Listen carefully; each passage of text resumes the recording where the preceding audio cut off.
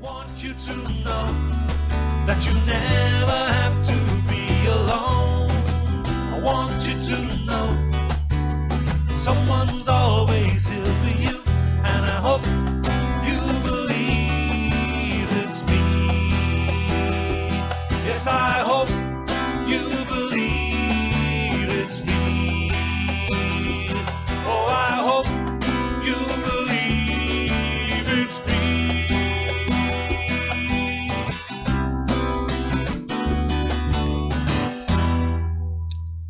Well, hello everyone, and welcome to another episode of the Invisible Song Club. My name is Mark Davis Stard, and this lovely lady beside me is Angela R. Campbell. How are you, Angela? I'm just great today, Mark. How are you? And I am doing well. I don't want to say this out loud. I might be jinxing things, but things were going well up till now. So let's hope it keeps going. Up until now? Well, yes. Well, on yesterday's The Invisible Man show, we had people turning up late with the audio on the guest side completely crapped out, and then my computer froze about 2 minutes before we went live.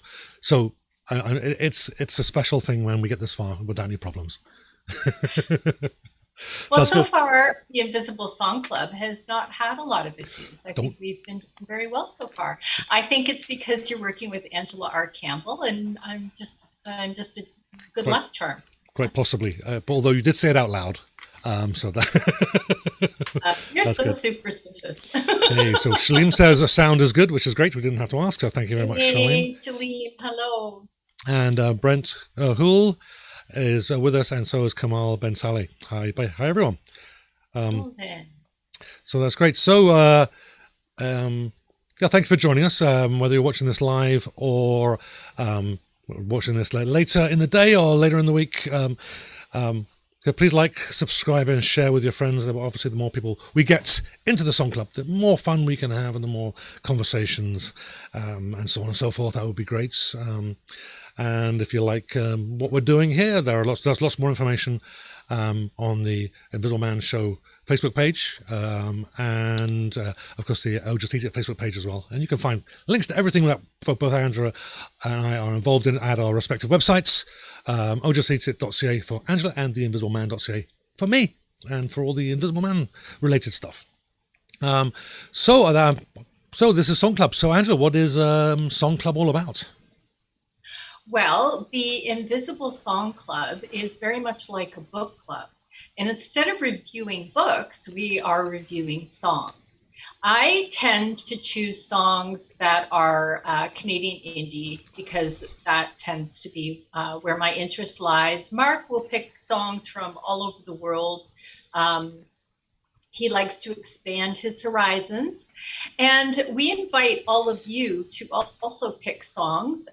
We have one of our members who has offered us quite a few songs to take a look at, and we will be picking one of those very soon, maybe the next week, to review. And so that should be fun. And then, the podcast, as Mark said, is created by Mark Davis Ballard. Over there. Got to get it right. And Angela R. Campbell. Mark is with the Invisible Man Show, and Angela Campbell is with OhJustEatIt.ca. And we're here to host this club, but really the club is about all of you. And we need your comments and we need your input. Tell us what you think about the music that we review every week. And tell us what you think about us too. But, be nice. If you're on YouTube, please press the like thumbs up and the subscribe button. And that's about it. That's the club. For sure. And if for any reason you have missed the song, we've posted several times during the week which songs we're doing on Facebook. You can just check up in the description for the live stream. Or for the video, and if you look down on YouTube, you'll find the information there. So if you haven't listened to them now, wait till after the show, and then you can watch it. Then you can always post your comments later, and we will respond to them there as well. So if you do post comments any other time, we will do our best to answer them. So there we go. There you go. Okay. Well, let's push on then. It's my turn for my selection to go first. We don't really have a plan. We always ask each other, which one are we going to do first? And it's like, whatever, I'll just jump in and I'll go first. So my pick is a song called "Don't" by Webb. It's there is a little bit behind the song, but I think as usual, I like to. I'm actually going to. Usually I wait till the end, but I'm actually going to go through my comments, and I'm actually going to talk about what the background of the song is for a change, because the song was actually raising money for a particular cause as well. So let's go then. So earlier today, when I decided to sit down and just write down my thoughts, I realized I didn't have the lyrics, so I contacted Sonia, who is Ryan's wife, and asked her could she send me the lyrics. And I was actually quite pleased at what I saw, not for anything other than there were two sections. There was bridge/chorus listed and a single line, and then there was a chorus as a separate block. And as an illustration, this is something that for me just illustrates, and I thought it would illustrate for you as well, that songwriting is a fairly fluid thing. There are structures, but even as songwriters, we don't know the difference between a bridge and a chorus sometimes, or a middle eight, or we've got an extra piece of music that we've kind of put in. What do we call it? How do we refer to it? So it's kind of nice to see that such seasoned prosers as they have the same issue that I do. And it's only after the event that we can go back and then categorize each of those pieces and analyze them. And for most people who are writing, we're not thinking of theory when we're writing. It's all about the emotion, what feels right. And that goes for lyricists as well as for tunesmiths as well. So much of my comments are going to be analyzing why it works, not necessarily how it was built. Now, it's really hard to take the current context of "Don't" out of context. They are clearly about someone struggling in one way or another. And there are phrases in the lyrics. It's not our time. Sorry, it's not your time. Don't you shut the world out. They need you still. It's not your fault. Now, there are some dark underpinnings in that of obviously someone fighting depression and possible suicide. So a little bit dark. And so the short, punchy lyrics, particularly the way Ryan kind of belts them out, also drives home the urgency and the emotion behind all of this. But it's actually, surprisingly, though, it's not a depressing song. When you hear it, particularly not listening to the lyrics, you think, wow, this is actually a really great tune. You feel yourself moving to the music and just enjoying the melody in there. But it just so happens that there is a lot more to it. And that all the proceeds for "Don't" originally, and still are, I believe, are going to All Call Signs. That's allcallsigns.org, which is an organization set up to help veterans get help with mental health issues as they need it, and to draw some more attention to that as well. Now, the song starts with a quick fade in of the lead guitar, and it kind of builds up the rhythm, and the bass and drums kind of coming in fairly quickly. It does have a hammering beat, which is in time with the vocals, that gives a hard staccato rhythm, and it's like a little. Maybe kind of think of short bursts of automatic gunfire, but I don't know if I would have made that connection without knowing what was behind all this. But that's what came to mind, and I think it's the chorus actually has a very wonderful kind of eerie howling sound. It kind of almost make the hairs on the back of the neck stand up. So a great job from Ryan getting that difference between the rather not frantic, but harsh, almost screaming, particularly screaming "Don't" at the beginning of pretty much every line, and then coming in and just backing up and just singing just so beautifully that chorus. So it is a driving song, and it actually kind of picks up towards the end and builds in energy. And if it were possible, because the song's already going full speed, it actually builds up to a smashing crescendo at the end, and ends at a very satisfying hard stop. Sometimes that works really, really well, and it really worked well this time.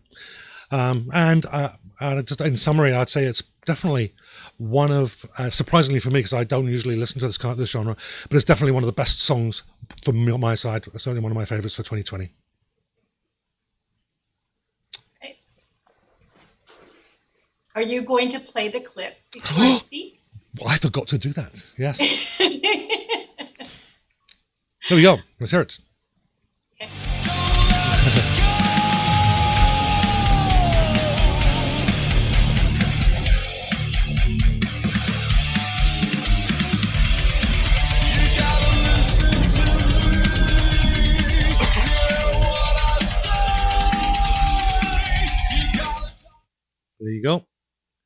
pull that back. There we go. Want you to Excuse me. Oh, pick something quick. There we go. You know what? I'm just going to go home. Well, you did say it was one of your favorite songs, and There you go. opportunity to listen to Okay, it we'll again. edit that out. We'll edit that out in post. Boy. So thank you for introducing me to Ryan Webb.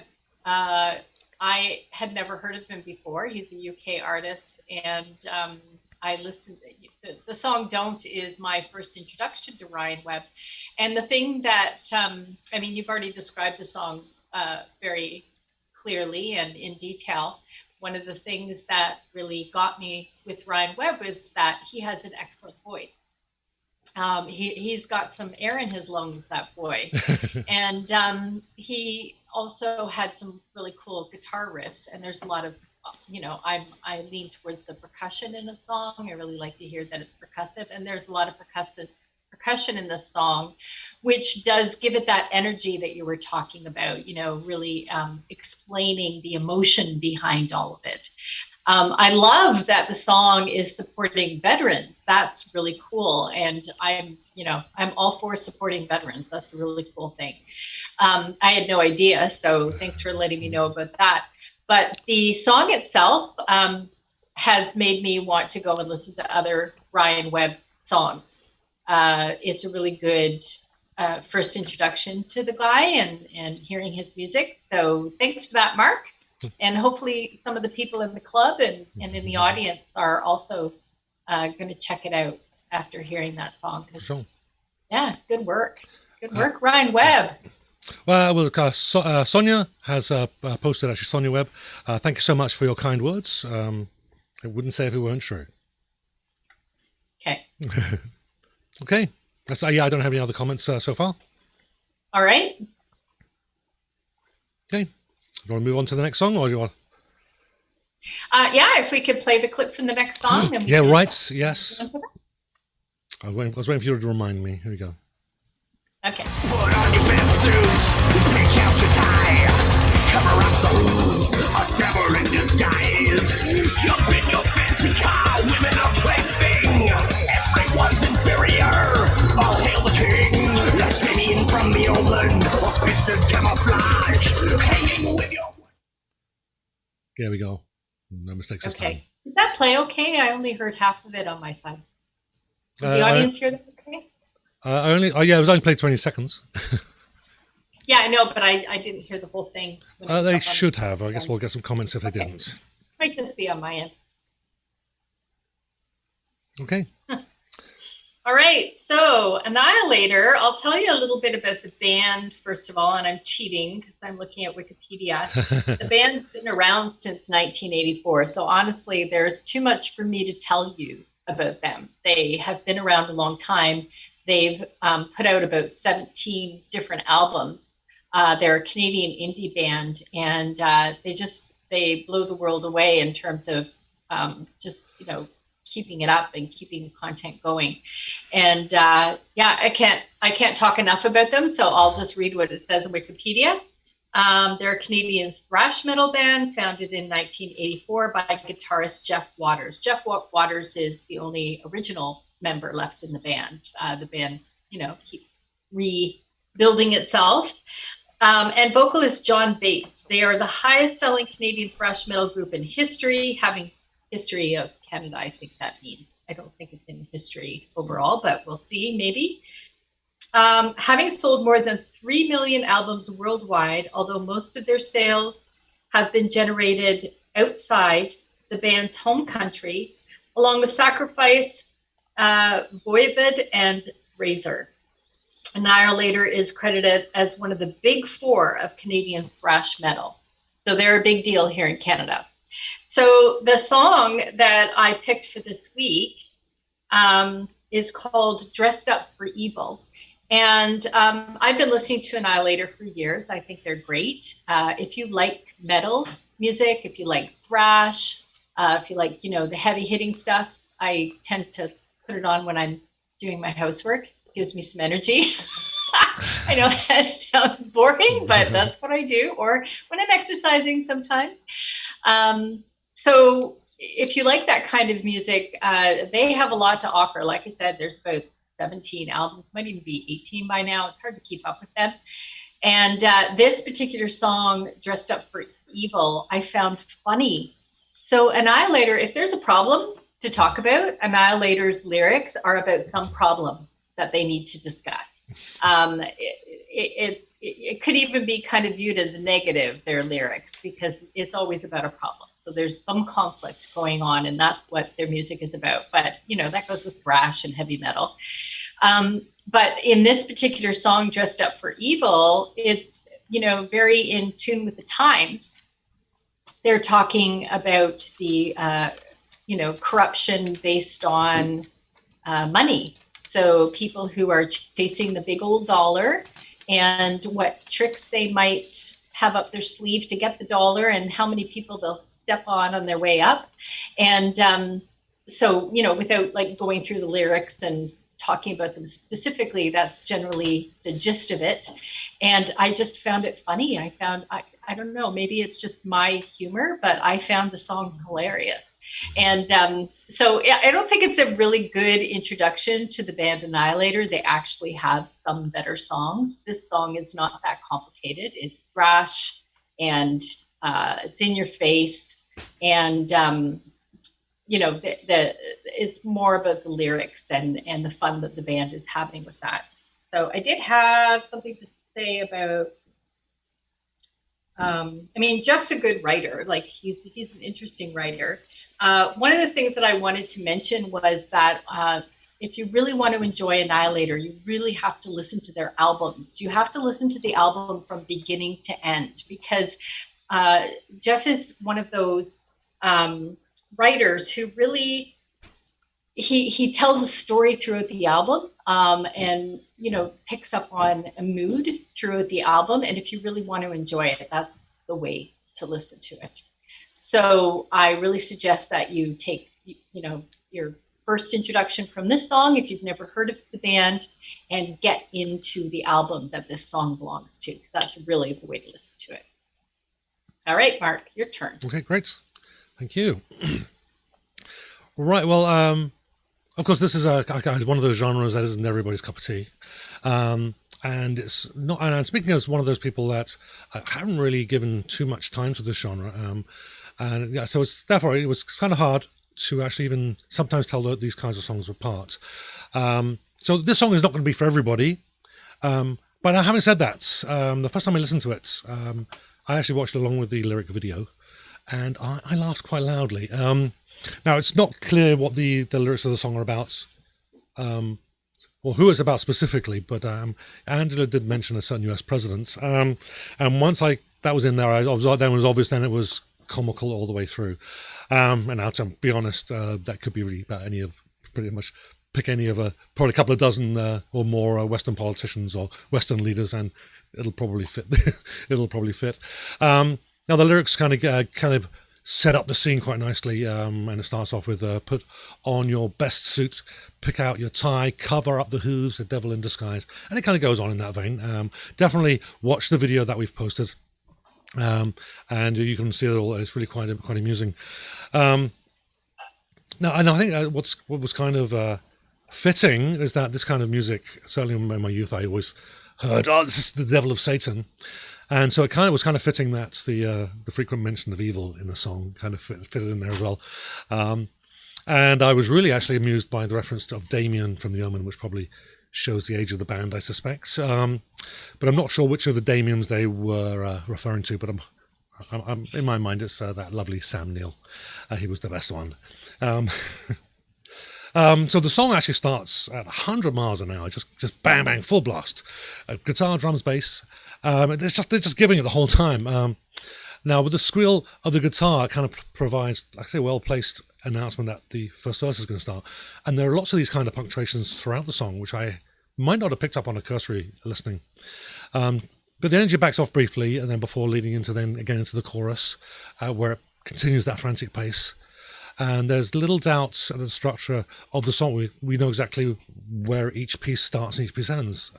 So it's been very well structured, and actually provides that frame around that high energy song that without those breaks, without those signals that something is about to change, it could get very tiring very quickly. But I found with the multiple listenings that I usually do to a song, it actually helps keep the song quite fresh.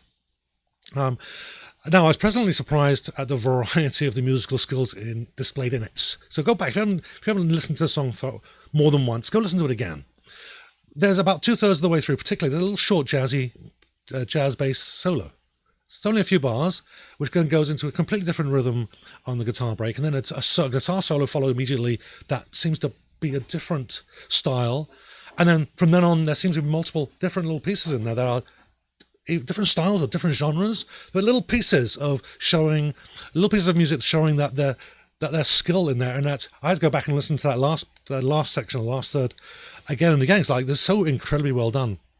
And it's hard to be specific of what those pieces are, but go back and listen to it. It is so full. Anyway, and so it was obviously just a lot of thoughts by the producer and the writers and the performers in putting this recording together. It's a lot more than three guys just hammering out a tune. This is a very well thought out piece of art. Anyway, there you go, my thoughts. I'm glad you liked it, Mark. That's great. Yeah. And actually, you described in more detail what I was trying to say that I didn't say very well. But stylistically, the band is varied. The band does a lot of they do pick up on different genres of music, and they are very talented. And even the way that their albums have progressed from the first album to the more recent album.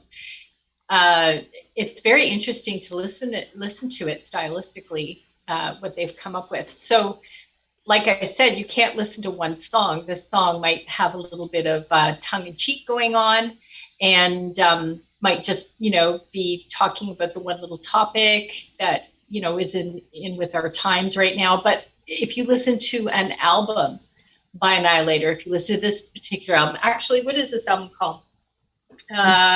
Ballistic Sadistic. That's the name of the album, and I really do recommend that you go back and listen to the whole album, because that's where you're really going to find out what Annihilator can do.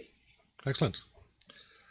Okay, we actually got some comments. So Shalim's actually commented about both songs. So let's go back to Ryan Webb's Don't. So Shalim says, this immediately sounds reminiscent of Metallica's Enter Sandman from 1991. And as it turns out, it was mastered by Dave Collins, Metallica, hardwired to self-destruct. The sound quality is first-rate, not surprisingly. The song would be better if its foundation didn't sound close to Metallica. With a whopping 8 comments on YouTube for the official video, this song isn't quite making the waves, likely because it doesn't sound like anything beyond the ordinary. There is nothing more difficult than writing songs that have that wow factor. So Shalim said this. Shalim, I see what you're saying. I think this is more about the commentary of the song rather than it being different or being more interesting than anything they've done before. I think the band is trying to make a commentary here. So that was about Ryan. Yeah. And I would say, I wouldn't pick up on that because I don't really listen. Like I said, I don't really listen to that style of music. Is it different from Metallica? I couldn't tell you. I just really couldn't. As it stands alone as a song, out of the context of the wider songs and catalogues out there, it sounded. I'd say it's one of my favourites. Yeah. I love Metallica. I can't get enough of Metallica. So maybe I would like them if I listened to them. Just I haven't listened. Maybe. Yeah, who knows? Okay, so Shalim said the clip for Annihilator came across okay. Okay, so on to the comments again from Shalim about Annihilator. Where do I start? When I used to interview bands and review concerts and albums, I was given a copy of their debut album, Alice in Hell, which went on to be a massive hit. I finally had a chance to see them in June 2027 at the Park Theatre. Prior to that, they played 2 consecutive dates at the Zoo, which is no longer there, sadly, or maybe it's not sad, depending on who you are. So over the last 30 years, Annihilator have made a name for themselves in the reel of thrash metal. Jeff Waters is essentially Annihilator, which, much like how Dave Mustaine is Megadeth. Yeah. Band members have changed over the years, but Waters has been the sole consistent member. Waters has made a name for himself as guitarist, and while not spoken about as being a virtuoso, he's been so much potent player that he's been asked to join bands as big as Megadeth over the years. He's turned them all down in order to capitalize on his own vision and songwriting abilities in Annihilator. Nope, and I'm about halfway through. Dressed Up for Evil sounds...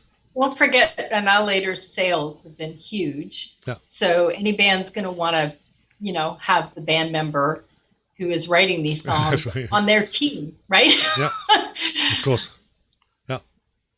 So Dressed Up for Evil sounds very much like Megadeth. It sounds like a freight train bearing down on you at top speed. The lyrics that take a stab at greedy elites in society, which is a fairly common theme, typically a lot of thrash metal. The song doesn't feel fully formed. A sure sign that if this is the chorus, which sounds like something right out of the most primitive thrash metal from almost 40 years ago, you'd expect some growth in the songwriting by now. Waters, monstrously soloing is excellent, but it isn't enough to make the song stand out. The album is self-produced. However, in the hands of an outside producer, the song may have been improved or scrapped.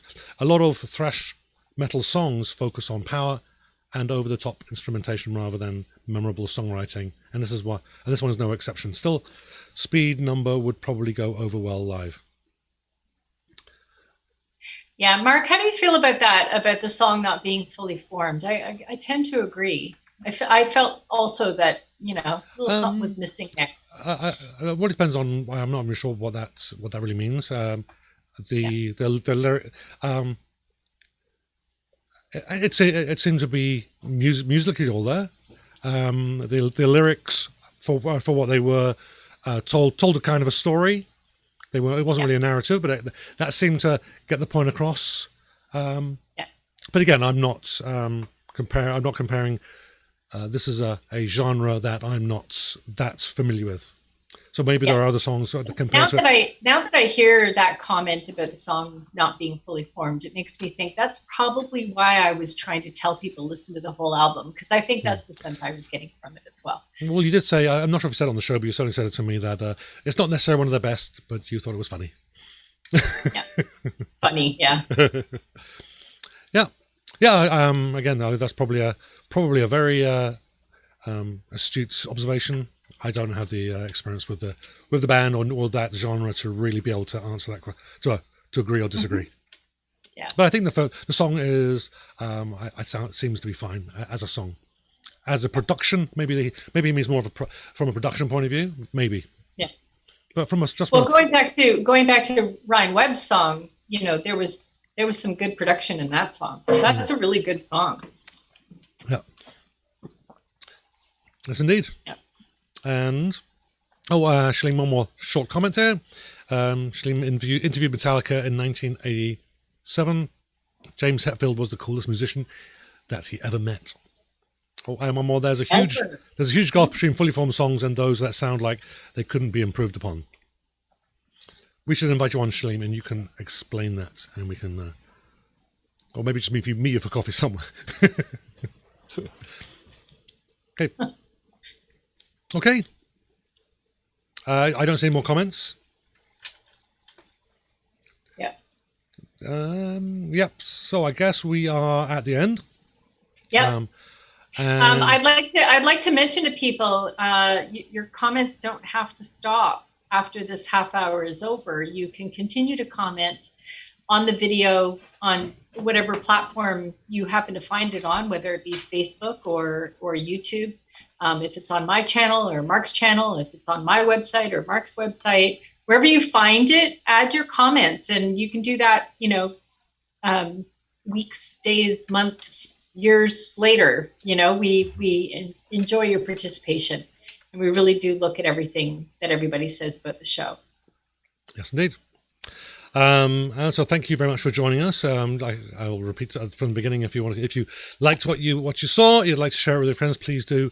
In fact, we encourage it. So likes, share, subscribe, whatever is on the platform, so you can get some notifications of more of these shows. And of course, we got two other shows that we do is the Invisible Man show on Saturday afternoon, so 2 p.m. Central. And we've got a new show coming up on Wednesday, Welcome to the Madhouse, which I'm hosting with Adam Feasy of Adam and the Hellcats. That's actually at 2 p.m. on a Wednesday. Really forward to the show with Adam Feasy. That's going to be pretty much a UK audience for that show. Yeah, but it'll be available, of course, here as well. And it's going to be so much fun to see you and Adam try to pull that off and see how you work together. That's great. Well, it will be appealing to everybody. It's just that Adam has knows a lot of people, and he's going to be pulling people in. So he's got some fairly big names there. We recorded one show. It's a live show. We recorded one show. I'm not allowed to tell you who it is because we were going to pump it up apparently. So we'll you'll find out. So that went very, very well. Well, the more venues you have to introduce people to music, the better. Yeah, and it will appeal to everybody. It's primarily looking at the UK audience just because of the time difference. So it'll be 8 p.m. in the UK, about 2 p.m. on Wednesday in right here in Winnipeg. So people are not going to probably be around to watch it. So, but it will be online. You can watch it whenever you like. They'll be there forever. Okay, so again, thanks very much, everybody. And yes, Shleem, the 30 minutes does go by fast. It sure does. Okay, well, thank you very much. And on behalf of Angela R. Campbell and myself, Mark David Starr, thank you very much, and we'll catch you all next week. See you then. Thank you, everyone.